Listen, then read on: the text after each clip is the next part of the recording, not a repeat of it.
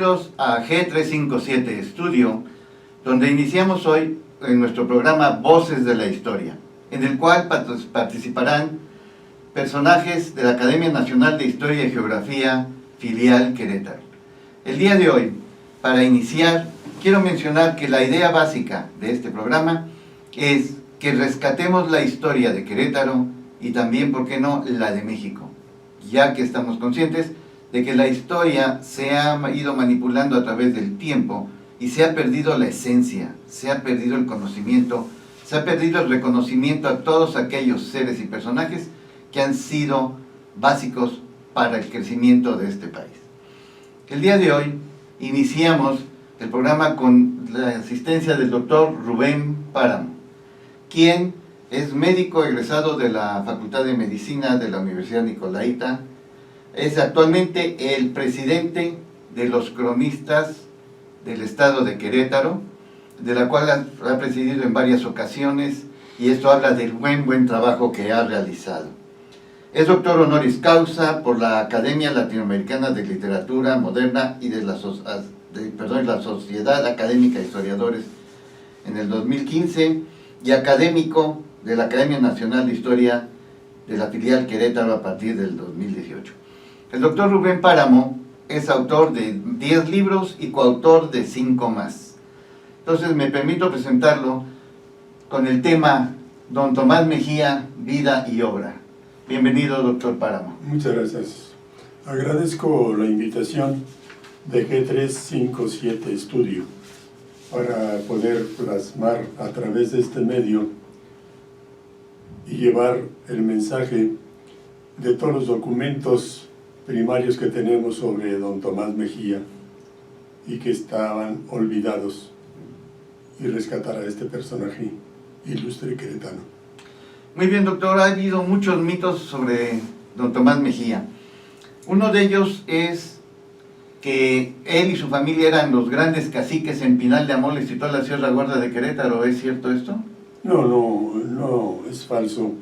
Realmente don Tomás Mejía era un líder social. No era ni mucho menos terrateniente. Tomás Mejía toda su vida fue de una clase humilde, sencilla y pobre. Perfecto. Dentro de los mitos se dice que él le perdona la vida a Mariano Escobedo, y Mariano Escobedo en retribución llega y le ofrece también su libertad una vez que fue aprendido. Realmente lo primero es cierto.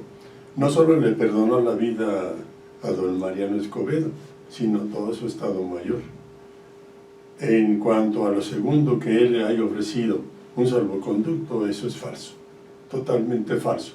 Lo visitó estando en prisión, acompañado por parte de su estado mayor, pero jamás le ofreció ningún salvoconducto. ¿Quién le ofreció el salvoconducto?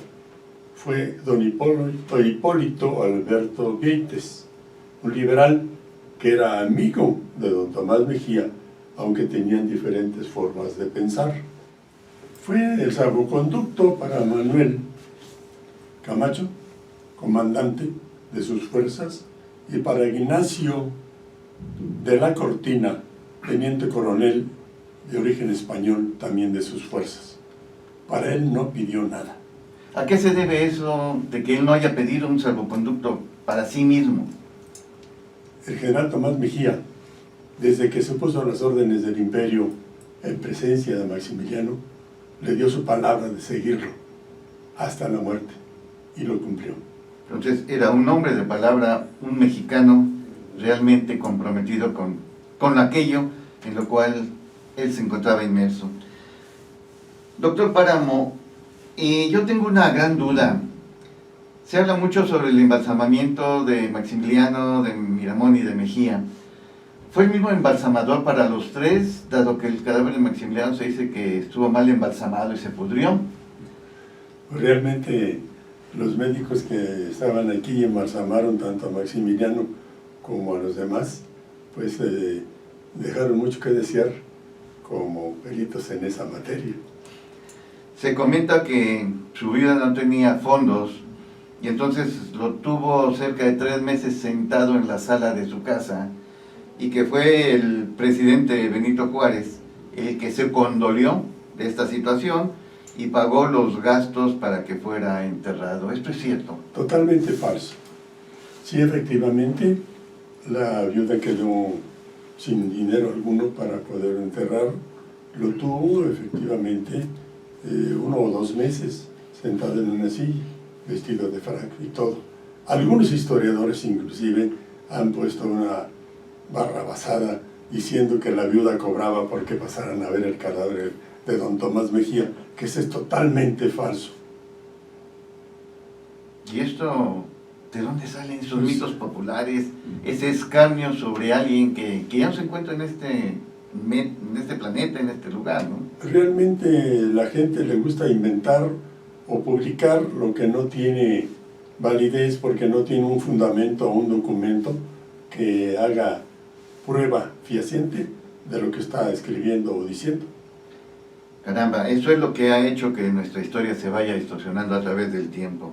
Esas injerencias de comentarios que no tienen base, que no tienen una prueba que las respalde. Jamás don Benito Juárez dio un centavo para la sepultura de don Tomás. La viuda, a base de coser y viviendo en la miseria en una de las colonias más de aquel tiempo de la Ciudad de México, junto con su hija Baldadita, cosía y vendía las cosas, y de ahí fue juntando con lo poco que tenía, las joyas últimas que tenía, y fue como pudo enterrar a don Tomás Mejía. Qué insensibilidad, ¿no? Para aquella época y de la actual también. Dentro de las cosas que hemos ido viendo, es que se habla que Miguel Negrete y don Tomás Mejía fueron compañeros en múltiples batallas, compartían el mismo bando y sin embargo al final se separan y terminan odiándose. ¿Esto es cierto? Realmente sí. Sí, fueron compañeros de armas, lucharon primeramente con Maximiliano, después Miguel Negrete se fue al bando republicano, pero jamás de los jamases hubo el tal odio que se dice. Siguieron siendo amigos y se carteaban con frecuencia. De eso hay cartas que existen y son documentos primarios. Antes del programa comentábamos que la base fundamental del libro que estás por presentar de don Tomás Mejía tiene documentos primarios. En un 95%. ¿Cuánto tiempo te ha llevado el escribir y el recopilar la información para esta obra? Más o menos unos 25 años. Caramba, toda una vida. Definitivamente sí. Doctor, ¿cómo inicia Tomás Mejía la carrera militar? Pues de acuerdo a lo que teníamos conocimiento de la historia, iniciaba el 17 de noviembre, dándose de alta como alférez en 1841. Sin embargo, el maestro Francisco Iván Hipólito Estrada, maestro de historia, compartimos documentos y me pasó un documento en el cual su papá, don Cristóbal Mejía, en el movimiento federalista de 1836, y después de luchar fue vencido por el proyecto centralista, vino una amnistía en la cual pedía que respetaran a su gente y se iba a la Sierra Gorda tranquilamente. Dentro de ese listado encontramos al capitán Tomás Mejía con 16 años. ¡Ah, caramba! Entonces son muchos años antes que inicia don Tomás Mejía al lado de su padre en las primeras batallas en su juventud. Caramba, pues inició sumamente joven. Doctor Páramo, ¿es cierto que el general Tomás Mejía encubrió a Barradas escondiéndolo en la Sierra Gorda de Querétaro después de que fracasó su intento de recuperar la dominación sobre México? Realmente no fue don Tomás, porque don Tomás en esa época tendría 9 años. Fue don Cristóbal Mejía, se supone, el que podría haber convivido con el dicho personaje. No obstante, también es una mentira histórica. Don Isidro Barradas, el brigadier que vino a tratar de conquistar en 1829, lo derrotaron en Tampico y decían que por vergüenza se había refugiado a Jalpan. Eso es mentira, jamás estuvo en Jalpan, ni convivió con Tomás Mejía, ni fue el que le inició en la cosa militar. Simplemente es otra mentira más que tienen nuestros libros de historia y que aún se siguen contando como una realidad. Doctor Páramo, a mí me sorprende el amplio conocimiento que tiene sobre la historia de don Tomás Mejía. Ahora entiendo que 25 años de estudio, de investigación, es lo que te ha hecho experto en el tema, además de conocer ampliamente otros temas importantes sobre la Sierra Gorda de Querétaro. Pero volviendo a nuestro personaje, don Tomás Mejía, ¿él era otomí realmente, otomí puro? Porque así aparece en todos los libros en los cuales consulté. Bueno, sí lo refieren como otomí. Realmente la zona en la que nació don Tomás Mejía, en la comunidad, que es la comunidad... ¿Espame? No, es un área donde asistían los jonases. Ah, ok. No había allí. Los pamas son más al norte, Jalpa, Santa María, Landa. Ajá. Y los otomíes son de la parte de Hidalgo, Colimán, Amelco, todo esto, pero allí son jonases. Correcto. ¿Y cuál es la diferencia entre ellos, Bueno, doctor? son exactamente, eran recolectores cazadores, ambos. Uh-huh. Pero chichimecas genéricamente se les llamaban a todos, Ah, ok. pero cada uno tenía su etnia. Jonás, Pame, Huachichil, de distintos hay zacatencos, huachichiles. O sea, que eran parte de una más...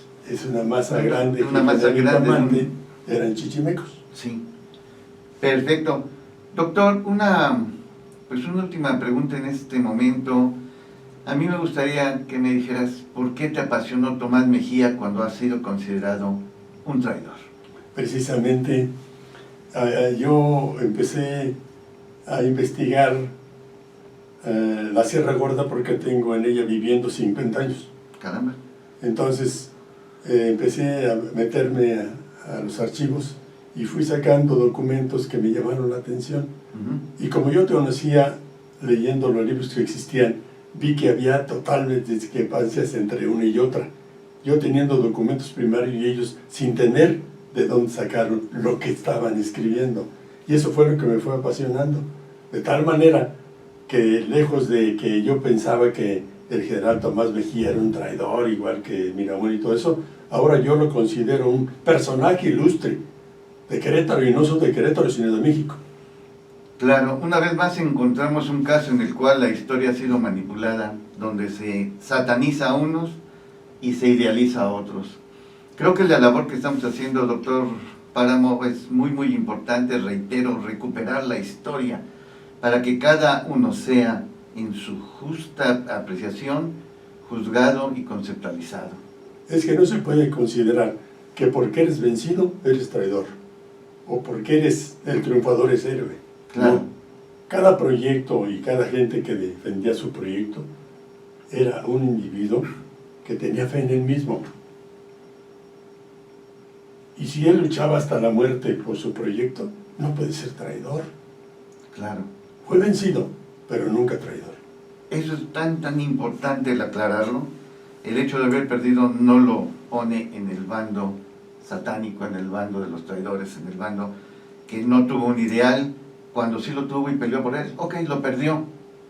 Pero como dices, y eso me encanta, el hecho de haber sido vencido no lo convierte en traidor. Muy bien, doctor. Este programa de Voces de la Historia, que está buscando rescatar la historia de Querétaro y de México, es una invitación para que todos aquellos que tengan comentarios, que tengan preguntas y sugerencias, nos los hagan saber, que nos marquen un like, que se suscriban, que no se les olvide poner la campanita para que estén informados cada vez que emitamos un trabajo. Y este es su canal G357 Studio, su servidor Sergio Quero Ortiz. Muchas gracias por habernos visto y escuchado el día de hoy. Muchas gracias, doctor Páramo. Gracias a GT57 Studio por la invitación.